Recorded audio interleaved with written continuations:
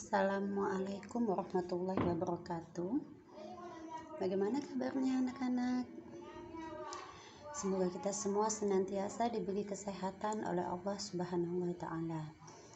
Tetap jaga kesehatan dan patuhi protokol COVID-19 sesuai anjuran pemerintah ya. Stay at home, tetap semangat walaupun kita belajarnya dari rumah, oke? Nah, untuk pembelajaran kali ini kita akan belajar tentang fungsi komposisi. Namun sebelum kita masuk pada materi kita ini, Ibu harus mengajak kalian mengingat kembali tentang apa itu fungsi, apa itu relasi, yang mana yang disebut domain, yang mana yang disebut kodomain. Mengapa demikian? Karena itu semua merupakan materi yang harus kita kuasai, harus kita pahami terlebih dahulu sebelum kita belajar tentang fungsi komposisi ini. Nah, coba perhatikan tujuan pembelajaran kita kali ini, yaitu untuk menemukan konsep fungsi komposisi. Ibu hanya ambil satu tujuan ini karena nanti kita akan melakukan bermain peran di situ, sehingga mungkin itu cukup memakan waktu ya, sehingga kalian lebih memahami materi ini dengan baik. Nah, coba perhatikan grafik berikut ini.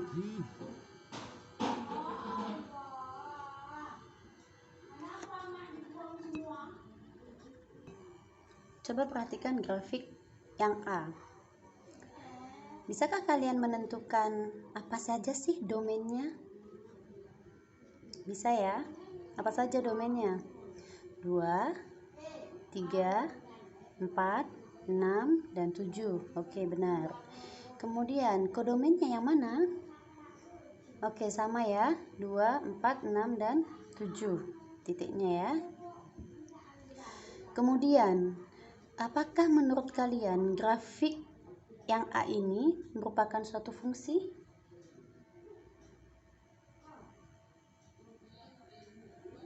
Ya, nah ya benar. Bukan ya?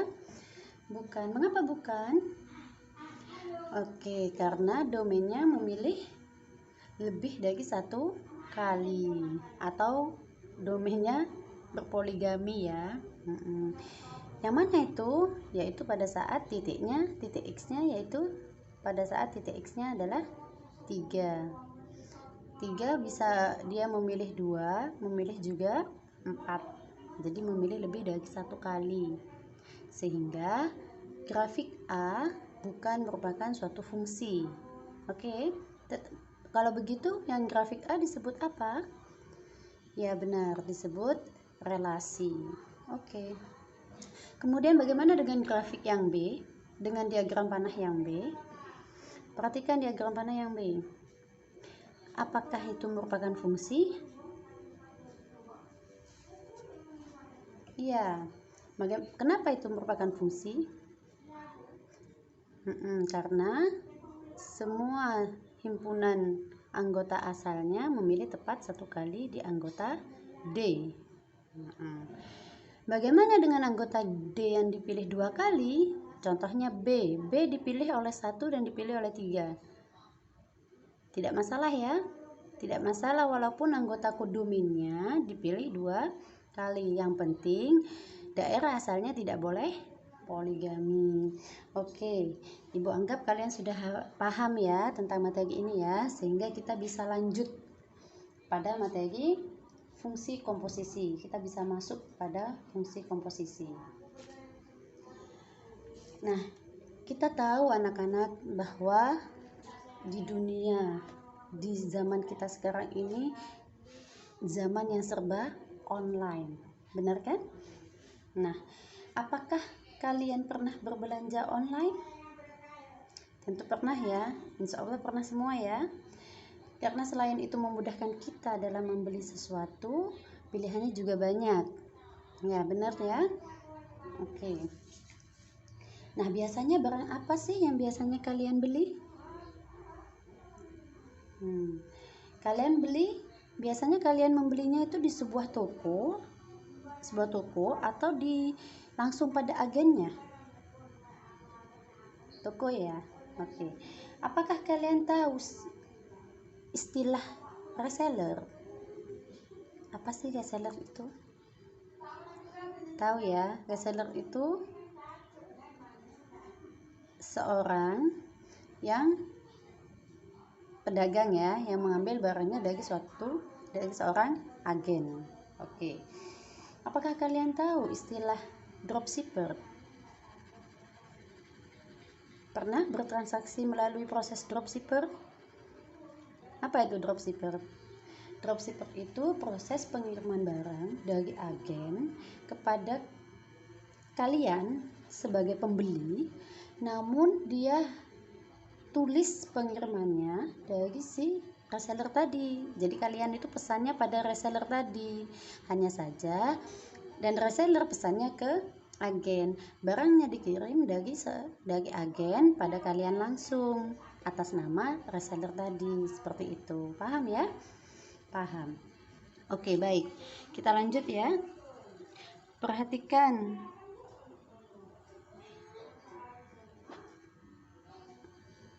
bagan berikut ini. Nah, apa yang kalian lihat pada gambar tersebut? Proses pembelian barang ya. Oke, ada siapa saja pada gambar tersebut? Ada pembeli, ada reseller, ada Dennis Shop. Dennis. Oke. Ada. Kepada siapa pembeli melakukan pembelian? Pembeli melakukan pembelian melalui reseller. Ya, transfer pada reseller. Kemudian reseller melakukan order barang yang diinginkan customer pembeli ya kepada Dennis Shop. Nah, kemudian Dennis Shop tersebut mengirimkan barang yang diorder pembeli kepada pembeli langsung, tapi atas nama reseller. Oke, paham ya? Nah, untuk lebih jelasnya dan untuk lebih memahami materi ini, Ibu akan membagi kalian ke dalam beberapa kelompok. Satu kelompok terdiri dari 9 orang. Jadi kalau siswanya 36 di sini, maka kalian terbagi menjadi 4 kelompok ya. Kemudian tugasnya yaitu kalian menentukan peran masing-masing anggota kelompok kalian sesuai dengan pembagian peran yang telah ditentukan. Kelompok misalkan ada kelompok pembeli, ada kelompok reseller, ada kelompok agen. Nah, masing-masing terdiri dari 3 orang. Jadi pembelinya ada 3 orang, resellernya ada 3 orang, agennya juga ada 3 orang, sehingga semuanya jumlahnya ada 9 orang satu kelompok. Kita pakai simbol ya. Agen itu A, reseller itu R, dan pembeli itu P. Jadi ada P1, ada P2, ada P3. Begitu juga dengan agennya. Nah, setelah itu lakukan simulasi transaksi jual beli online antara kelompok agen, reseller, dan pembeli. Lakukan simulasi, terserah pada kalian nanti simulasinya seperti apa. Kemudian buatlah 2 simulasi yang berbeda. Yang pertama, masing-masing agen menjual barang dagangannya ke salah seorang reseller dan menjualnya kembali pada salah seorang pembeli. Dan yang kedua, masing-masing agen boleh menjual barang dagangannya pada lebih dari 1 reseller. Menjual barang dagangannya pada reseller yang sama boleh, dan reseller menjualnya kembali pada pembeli, begitu ya. Kemudian hasil simulasi kalian itu kalian gambarkan dalam diagram panah. Oke ya. Nah, dalam diagram panah kemudian nanti akan kita bahas. Nah, misal pada simulasi pertama, Misal ini ya, kita peroleh seperti ini. Misalkan saja. Jadi agen pertama menjual, jadi pembeli ketiga membeli barangnya dari reseller pertama. Sedangkan reseller pertama memesannya dari agen kedua. Agen 2. Begitu juga dengan pembeli kedua, pembeli pertama memesan dari reseller pertama, kemudian reseller pertama memesannya dari agen kedua. Begitu, dan juga pembeli kedua memesan dari reseller ketiga, membeli dari reseller ketiga, kemudian menjual, resellernya memesan dari agen ketiga. Nah, didapat dari ini. Kemudian pertanyaannya yaitu, misalkan pada simulasi 2 seperti ini. Nah, sedangkan pada simulasi 2 seperti ini. Pembeli pertama memesan dari reseller kedua, kemudian reseller kedua memesan dari agen pertama. Jadi agen pertama mengirim langsung barangnya ke pembeli ketiga. Di sini perbedaannya, kalau yang simulasi pertama, resellernya itu reseller 1, 2, 3 memperoleh barangnya, memesan barangnya dari agen yang berbeda-beda. Ya.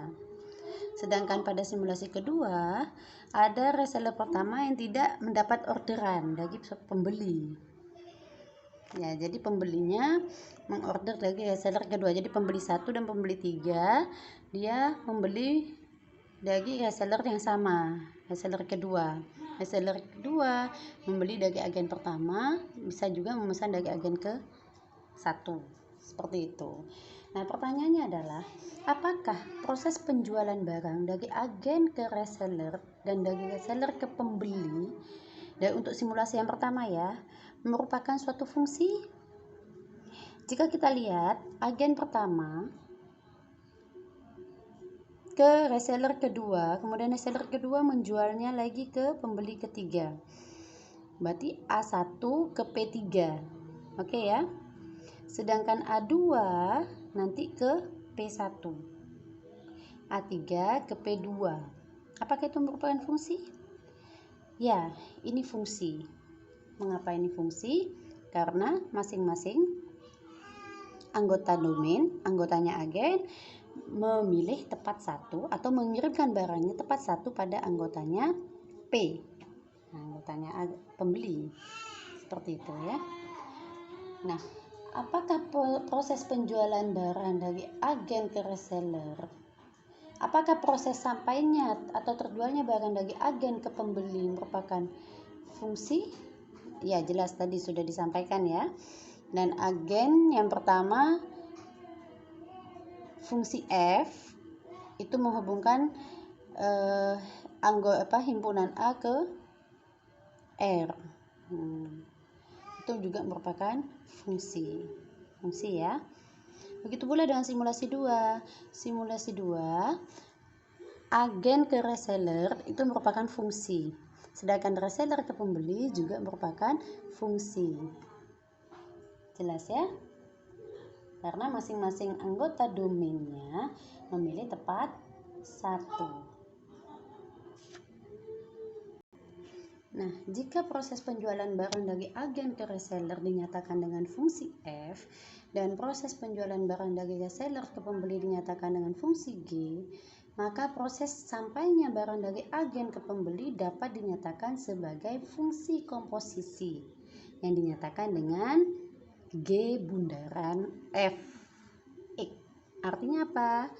F-nya dulu diselesaikan baru ke G-nya. Jadi bukan F bundaran G ya, tapi G bundaran F. Fungsi F dulu diselesaikan baru G, karena dari agen ke reseller, kemudian dari pembeli. Apakah ada perbedaan antara simulasi 1 dan simulasi 2? Ya, ada. Tadi sudah dijelaskan. Ya. Bagaimana hubungan antara range fungsi F dengan domain fungsi G? Range fungsi F itu kalau pada simulasi 1 kan R1, R2, R3. Sedangkan domain fungsi G pada simulasi 1 adalah R1, R2 dan R3. Sama berarti ya? Oke, bagaimana hubungan antara range fungsi f dengan domain fungsi g pada simulasi 2? Pada simulasi 2, range fungsi f-nya R2 dan R3.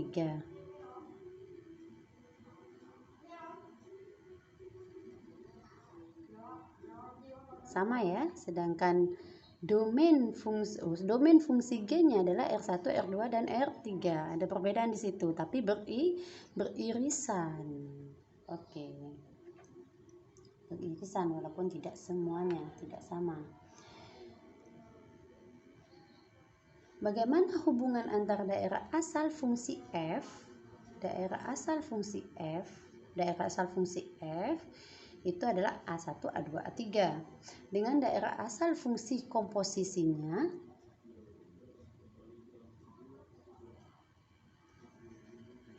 ya, bisa kalian jawab ya. Bagaimana jika karena suatu hal tidak ada reseller yang menjual barang dagangannya kepada pembeli? Apakah barang jualan agen sampai kepada pembeli? Tidak ya, tidak, karena pembelinya membeli barangnya melalui reseller. Oke. Nah, jadi ini kalian dari simulasi ini kalian bisa menemukan konsep dari fungsi komposisi. Jadi fungsinya apa?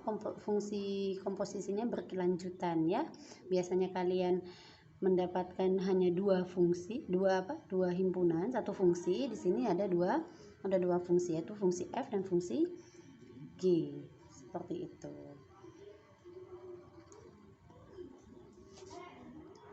Nah, untuk lebih memahami materi ini, silahkan kalian coba selesaikan contoh soal berikut. Diketahui diagram panah dari beberapa himpunan sebagai berikut. Ya, ada dua itu. Kalian tentukan mana yang apakah merupakan fungsi komposisi atau tidak. Jelas ya? Kalian selesaikan, kalian pahami, kalian teliti, kalian pelajari apakah itu merupakan fungsi komposisi atau tidak.